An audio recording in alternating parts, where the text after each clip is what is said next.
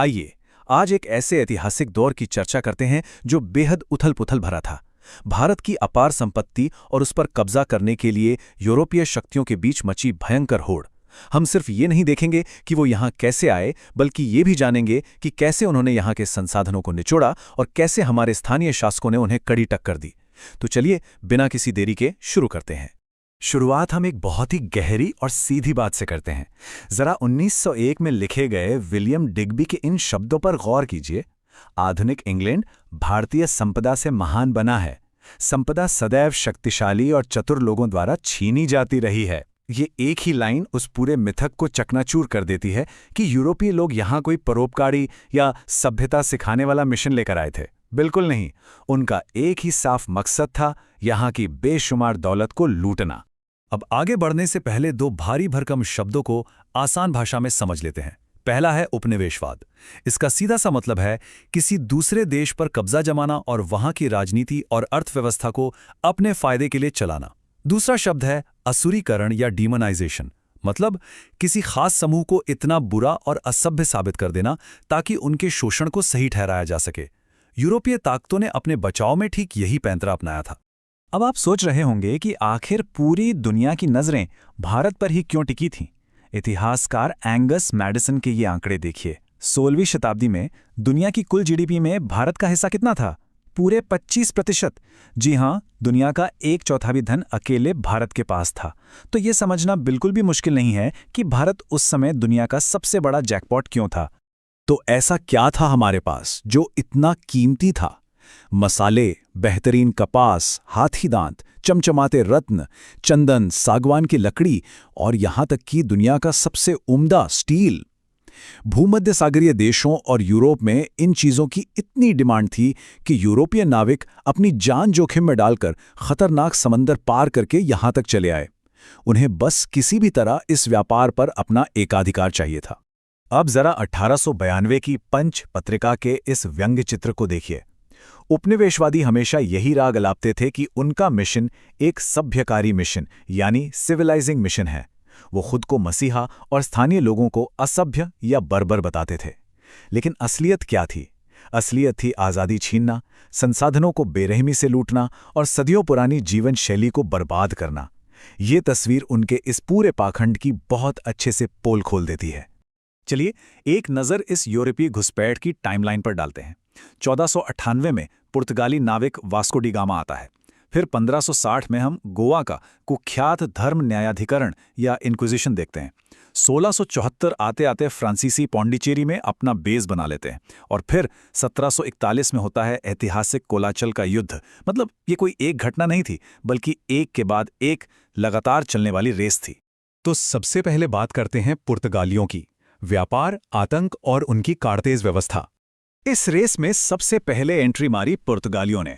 केरल के कपाट का ये पत्थर मई 1498 में वास्को डी गामा के पहुंचने का गवाह है। शुरुआत में तो उनका बढ़िया स्वागत हुआ, लेकिन बात जल्दी ही बिगड़ गई। अपने दूसरे दौरे पर तो वास्को डी गामा ने हद ही कर दी। भारतीय व्यापारियों को बंदी बनाया, उन्हें भयानक यातनाएं दी और कालीकट पर समंदर से सीधे बमबारी कर दी। व्यापार के नाम पर यह सीधा सीधा आतंक था। अब सवाल यह है कि पुर्तगालियों ने समंदर पर राज कैसे किया? उन्होंने कारतेज नाम का एक सिस्टम निकाला। ये एक तरह का अनिवार्य नौसैनिक पास था।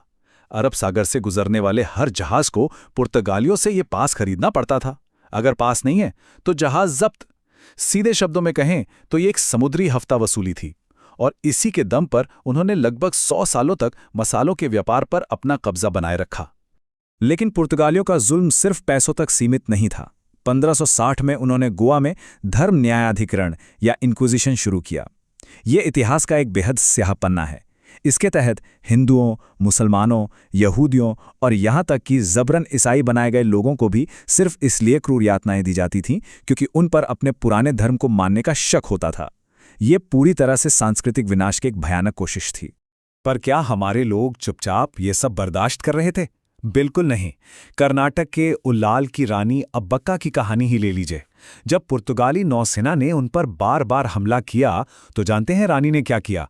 उन्होंने नारियल के खोलों में आग लगाकर उन्हें पुर्तगाली जहाज़ों पर फिकवा दिया।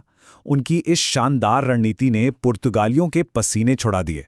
रानी अब्बक्का की ये बहादुरी आज भी कर्नाटक के पारंपरिक यक्षगान में बड़े गर्व से गाई जाती है। इसके बाद एंट्री होती है डचों की, मसालों का एकाधिकार और उनकी एक बेहद ऐतिहासिक हार। 17वीं सदी में डचों ने भारत में कदम रखा।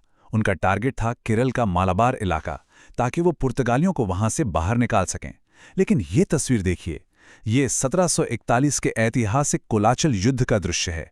यहाँ डच सेनाएं त्रावणकोर के राजा मारतंड वर्मा के सामने हथियार डाल रही हैं। जरा सोचिए, एक एशियाई शक्ति ने एक आधुनिक यूरोपीय सेना को पूरी तरह से घुटनों पर ला दिया था। कोलाचल की इस जीत ने एक बात तो साफ कर दी थी, यूरोपीय ताकतें कोई अजेय नहीं थीं। राजा मार्तंड वर्मा की सेनाओं ने जमीन और समुंदर दोनों जगह डचों का गुरूर तोड़ दिया। इस करारी हार के बाद भारत में डचों के बड़े सपने हमेशा हमेशा के लिए चकनाचूर हो गए। यह स्थानीय प्रतिरोध की एक बहुत बड़ी और शानदार मिसाल थी।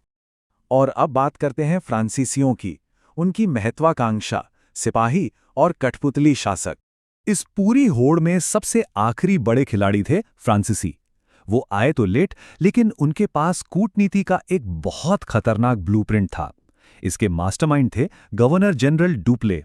उनकी चालें बहुत चतुर थीं। उन्होंने भारतीय सैनिकों को ही यूरोपीय तरीके से ट्रेनिंग देकर अपनी सिपाही सेना बनाई।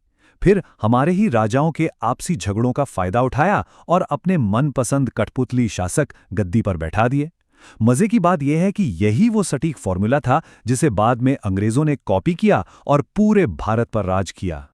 लेकिन फ्रांसीसियों का ये सपना भी लंबा नहीं टिका। 1746 से 1763 के बीच अंग्रेजों और फ्रांसीसियों के बीच भयंकर कर्नाटक युद्ध हुए। ये असल में यूरोप की दुश्मनी थी जो भारत की जमीन पर लड़ी जा रही थी। डुप्ले की शुरुआती कामयाबियों के बावजूद फ्रांसीसी आखिरकार हार गए और उन्हें सिर्फ पौंडीचेरी और कुछ छोटे इलाकों तक ही सीमित कर दिया गया। मैदान अब अंग्रेजों के लिए पूरी तरह से साफ हो चुका था।